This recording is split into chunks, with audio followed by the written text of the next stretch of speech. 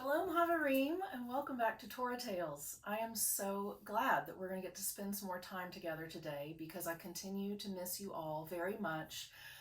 But I'm happy to know that you are staying home, staying safe, and when we get together like this, we can stay Jewish too. So, welcome back. And I'm especially excited today because we are all getting ready for my favorite Jewish holiday. Maybe some of you agree that it's your favorite too. And I bet you know which holiday I'm talking about. I'll give you a clue, maybe. Remember Smoochie from last week on the Ark? Our frog friend, he's back today because he fits into the theme for the holiday. And I've got some other, I have another frog actually too. This is Fred the frog, and he's a fisherman. You can see he's catching fish. He likes to sit on the corner of things. And this is my Seder plate, which is not full, but we're going to talk a little bit more about that. So that's your biggest clue, right? The Seder plate, which means it's almost time for Passover. So as we get ready for that, I thought it would be fun to read a holiday alphabet book, which is going to help us cover a lot of ground to make sure you're ready for next week. But there are other books, in addition to picture books and storybooks, that are really important when it comes to Passover. And the first one is a Haggadah, right? Haggadah in Hebrew, meaning the story or the telling.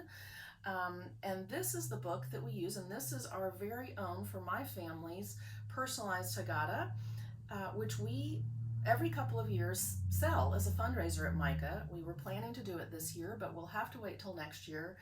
But it's really just a very fun thing to have your family, and you could even personalize it with your first names if you want.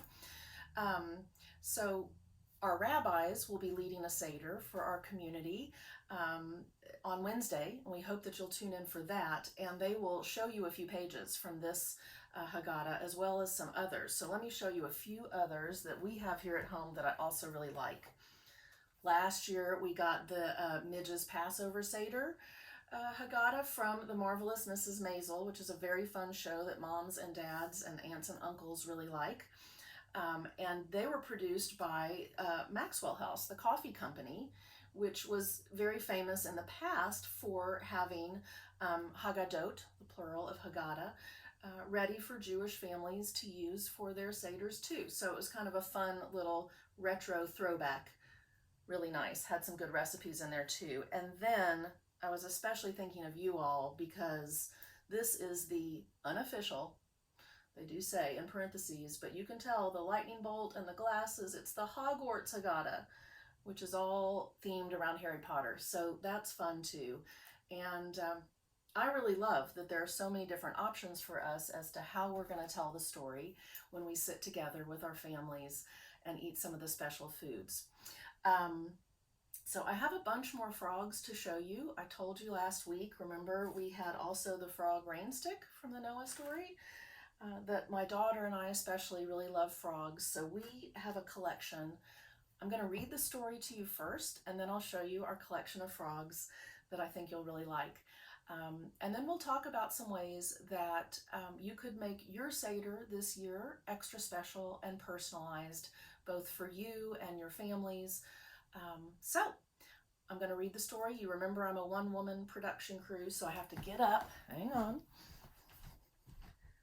and come over here. Ta-da. Get this straight. There it is. Perfect. A holiday alphabet, oopsie, book. P is for Passover. And this was written by Tanya Lee Stone and illustrated by Margot Lucas. And we always love to give authors and illustrators credit because we're so grateful for them and the time they spend to both tell and show beautiful, beautiful stories. So again, this is more of an alphabet book, but it's still going to help us cover a lot of ground when talking about Passover. And they wrote this, Tanya wrote this, she says, for Stone, Siegel, and Meisel, for the Stone, Siegel, and Meisel families. with thanks to Rabbi Alvin Wainhouse for his thoughtful review. So that's always nice too, when we have wonderful rabbis in our lives that we can count on. Okay, so this starts out with A. A is for Afikomen. The search will be fun.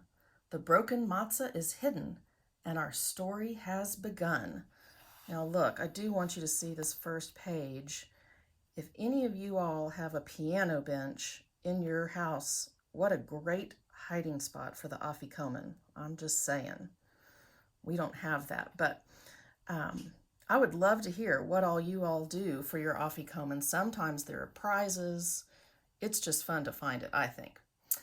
Okay, B is for burning bush. Flames Moses saw. God sent him a message, and he listened in awe. I love that word, awe. We use it in the word awesome, right? Filled with awe. All right, let's see what C is. C is for haroset. Yum. Nuts, apples, and wine. We eat it at Seder. Add cinnamon to mine. I do like cinnamon in mine too. D is for Dayenu. The thank you we sing for all God has brought us for freedom each spring. And look, you can see they're singing it.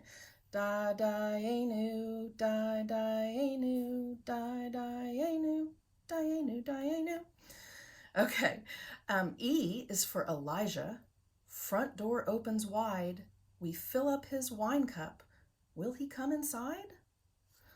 Look, there's their Elijah's cup, and we'll talk a little bit more about that. F is for feast. Seder meal we share. To honor our freedom, I relax in my chair. So look how happy and hungry everybody looks. And I love the look of that meal. I see some salad and some matzah, maybe some potatoes and asparagus. Maybe that's brisket. Look, there's the Haggadah. See? Hey, Gimel, Dalet, hey, Haggadah. All right, G is for gefilte fish. Graham makes it from scratch. Put horseradish on it. I'll eat the whole batch. I do think that's the best part of gefilte fish, is getting to put the horseradish on it. And then H is for Haggadah. Let's follow along. Read the Passover story and sing every song.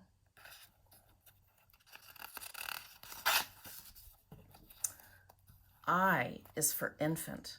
Adrift in the water, found in a basket by Pharaoh's young daughter. Now, I bet you know who that baby is. It's a bitty, bitty Moses. J is for journey. We relive it each year, a trip across the desert to a land free from fear. And I like this because they also show at least one animal, because we know that this was a big group of people and they had to bring food and animals, everything they could really for such a journey. K is for knedels, so fluffy and hot. Matzo balls in my soup, sure hit the spot. So that is another word for matzo ball. L is for l'chaim. To life we all cheer. Aunts, uncles, and cousins all join us each year. Now that might be a little different this year, right? But thank goodness for FaceTime and Zoom and just phones where we can still stay in touch with our families. M is for matzah. Flatbread made of wheat, quickly baked before fleeing. It's crispy to eat. I think there are so many great things you can do with matzah, and I will say, even though it says here made of wheat, we do have, thank goodness, some gluten-free matzah now for those of us who need it. Ooh, lots going on this page. N is for Nissan, not the car. Full moon rises bright when Passover starts on this month's 15th night. So Nisan is one of our months, one of the months in the Hebrew calendar. O is for One Little Goat, a song that I love. the goat gets in trouble and is saved from above.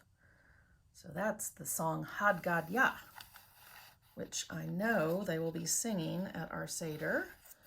Okay, P is for Passover, or Pesach, some say. That's what it is in Hebrew. We celebrate freedom on this holiday. Q is for questions. Look how they used the word for the number, not for like they've used everywhere else. Clever. Q is for questions. My brother recites, why is this night different from all other nights? Right? So that's Ma nishtana halayla hazeh, the beginning of the four questions that we sing. I think this year we could also sing Ma nishtana hashana hazeh. How is this year michol hashanim, different from all the other years? Because it is going to be a little different. But we'll still get to sing the four questions. Okay, R is for Red Sea that parted so wide, how everyone danced when they reached the far side. Now, I bet one of those lovely ladies is Miriam, because she's very famous for having led the women in song and dance, the Song of the Sea in Torah. S is for Seder plate, filled with 5 things. Taste the maror and the bitterness it brings. Okay, so let's spend just a minute to look and make sure we remember everything that should be on the plate here. We've got the maror, the bitter herbs, and that's usually horseradish. Whew.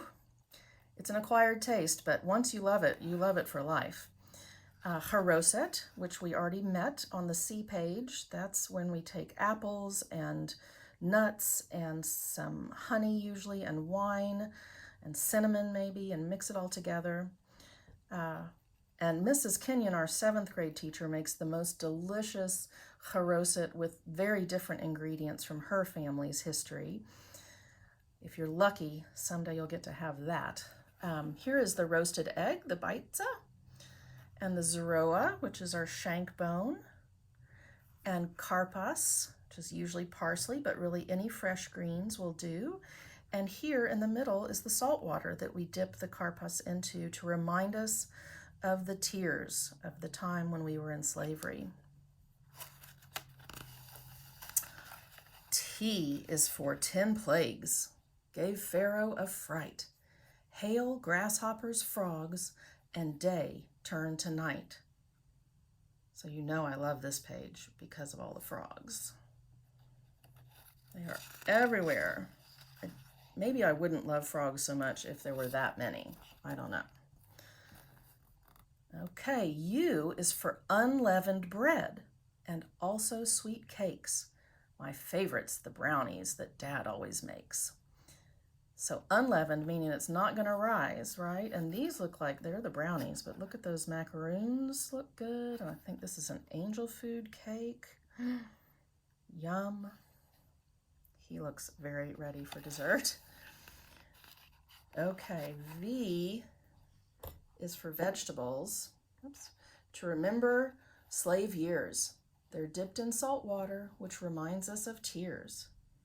And W is for wine that Aunt Liz helps me pour.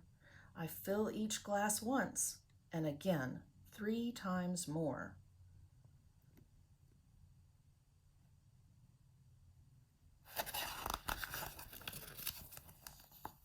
X is an exodus that Moses once led. Away from the Pharaoh, the Hebrews all fled. And look, they're singing Ma nishtana, like we talked about. Y is for the youngest, who plays a big part, a small person asking 4 questions. So smart. He is doing a good job. Now I have shared some good resources with your parents about the 4 questions, which we will also post on our Facebook page, the Religious School Facebook page. Okay, and then we're coming to the end. Zzz is the sleepy sound tired kids make. The Seder was fun, but we can't stay awake. Sleepy. Yes, and still dishes to be done as well. But that's it. P is for Passover. What a great way to work our way through the alphabet and remind us of really most of the very important things about this really tremendous home holiday that we get to celebrate every year. Okay, so I promised that after the story I would show you our little, well, some of our frog collection. This is actually not all of them, but I'm going to lean in now so that you can get a really close look, at a lot of our frogs. And you can see some of them were handmade out of clay or the air dry clay. We have some beads. Anyway, they're super fun, and we like to put them on our table every year to increase the Passover fun even more. All right, now let's see. I have to adjust this just a little more, sorry.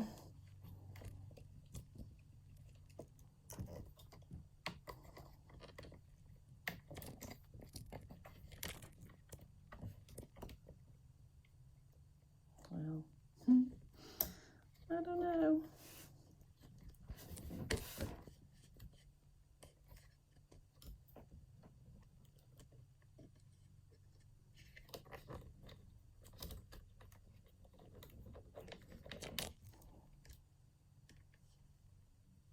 Okay, well, I'm just going to hop back in there. That's not perfect, but whew, sorry for the technical difficulties. So really, that's it. I just did want to say I hope you all enjoy a wonderful time with your families and that you take the chance to share some stories. You know, there are the 4 questions, but I think there's some other really great questions you could ask each other. I love to talk about your Hebrew name. Maybe you already know your Hebrew name, or maybe you don't. If you don't have one yet, the rabbis and I would be happy to help you pick one for your family. And I think it's also just a really great time to hear stories of your family's history, and especially maybe share some stories about some people who may not be able to join you in person this year. So I will be thinking of you. I hope that we can all celebrate what is our most precious gift, this gift of peace and freedom and wholeness that we get to celebrate now that we're no longer slaves. So that's it for this week. I'll look forward to seeing you next week for another episode of Torah Tales. Take care.